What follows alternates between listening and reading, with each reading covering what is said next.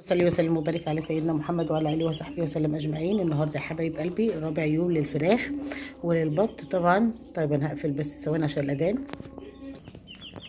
النهارده بقى قلنا ايه رابع يوم للفراخ. عايزه اقول لكم يا جماعه انا لسه منضفه لهم. تنضفي عادي خالص عشان ريحه البيت. انا حاطهم في الشقه فطبعا هيبقى في ريحه في الشقه، فلازم انضف لهم كل يوم عادي.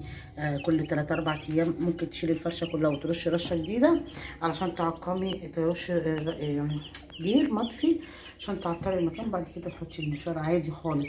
عودي فراخك على النظافه وهم هيبقوا تمام. ما عودتوش على النظافه يبقى لازم تحطي طبقه على طبقه. كل ما تلاقي الطبقه بتاعتك رطبت وكده تقومي حاطه لها طبقه جديده. النهارده زي ما قلت لكم رابع يوم ان انا عملت الخلطه الجديده دي. الخلطه دي عشان زياده الوزن وعشان البرد وعلشان رفع المناعه. انا حاطه بصله صغيره مبشوره وحاطه عليها برده بنجريه صغيره خالص مبشوره. تمام، دي علشان ترفع المناعه وتزود الوزن وعشان خاطر احنا طبعا في الشتاء كمان. الخلطه دي انا عاملاها للبط وللفراخ مع بعض. هوريكم دلوقتي. دي كده نص معلقه صغيره لان عندي الكميه مش كبيره، يعني عندي حوالي 30 فرخ فالكميه مش كبيره. فهنحط نص معلقه، وعندك الكميه كبيره حطي معلقه صغيره. تمام. دي كمان نص معلقه من حبه البركه. تمام. حبه البركه دي يا جماعه بترفع المناعه حلو جدا جدا. وكمان معانا بقى معلقه نشا اذ ربما عشان خاطر برضو منع للاسهال. احنا في الشتاء فاحنا بنحصنهم على قد ما نقدر. تمام كده. دي معلقه نشا اهي. هنقلب الخلطه الجميله دي كده مع بعض اهو كده اهو علشان خاطر كله بقى يمسك في دي. وما نحطها على الاكل العليقه تمسك فيها وهم ياكلوا كل حاجه موجوده فيها. تمام كده. هنقلب كل ده مع العليقه. طبعا دولت نص كيلو عليقه على تعتبر بقى 40 عشان هم البط معاهم. تمام. هنحطهم للبط وللفراخ مع بعض. طبعا انا حاطه كميه صغيره علشان خاطر اللي ما يفوتش او ياكلوهم بسرعه، عشان خاطر البصل ما ينفعش يقعد فتره طويله قدام الفراخ. ماشي. فاحنا هنعمل النهارده الوجبه دي كده اهو، وهنحطهم للفراخ وللبط مع بعض. لازم تغلفي كله كده مع بعض علشان تضمني ان كل فرخ كل من الخلطه دي. تمام اهو. ممكن يستغربوا اللون الاحمر ده شويه، بس بعد كده الدنيا هتبقى تمام. هتشوفيها دلوقتي. خدي بالك كانوا يوزن لك الفرخه دلوقتي. الفرخه دلوقتي معايا من 90 ل 100 جرام. نعمل الخلطه دي وان شاء الله باذن الله نوزنهم مع بعض تاني وهتشوفي الفرخ زاد معانا ولا لا.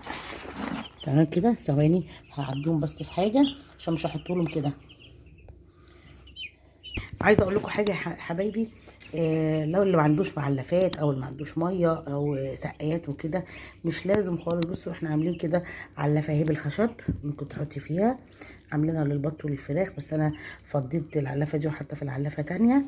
بس بحط لكم وبعرفكم الفكره، وكمان ما بتاخدش حيز ولا مكان. تمام كده عشان خاطر ما ينفعش يبرزوا فيها. فانا هنعمل دلوقتي. هنحط بقى كده لا مش هنحط في العلفه دي، استنى. بصوا احنا هنحط في العلب دي. اكيد كلكم عندكم علب من دي اهو عشان كلهم ياكلوا. وهنحط طبعا للبط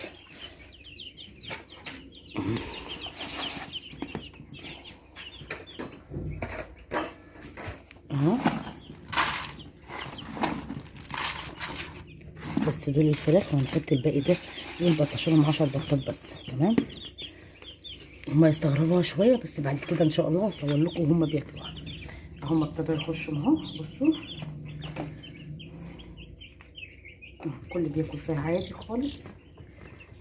هما يستغربوها بس الاول مره، انما بعد كده هتلاقوا ما شاء الله الكل اتلم عليها وكل. تعالوا بقى نحط للبط كمان. هوريكم برضو احنا منضفين للبط. هما بس على ما يتلموا. تعالوا برضو احنا نضفنا البط المكان اهو. وهنحط برضو الخلطه دي للبط اهو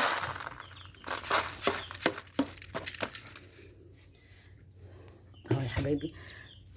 هما بس عشان هما مش جعانين دلوقتي، يعني انا ما بسيبهمش يجوعوا. فهم دلوقتي هيتلموا عليها وياكلوا عادي.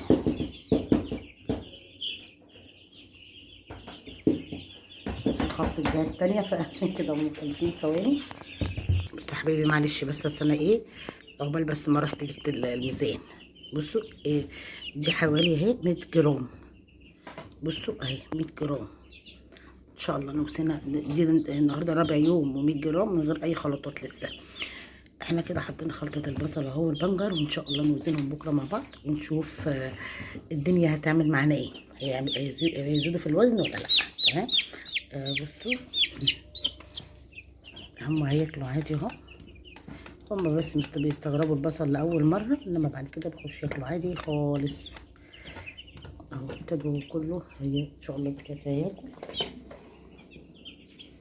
جربوها بس وان شاء الله هتلاقوا منها نتيجه هايله جدا ان شاء الله. انتظروني بقى في الفيديو جديد كل يوم ان شاء الله هصور لكم فيديو جديد. واهم حاجه بقى ان احنا نبتدي نهوي للكتاكيت. نبتدي نهوي للكتاكيت عشان الريحه الاكسده دي ما تخنقهمش.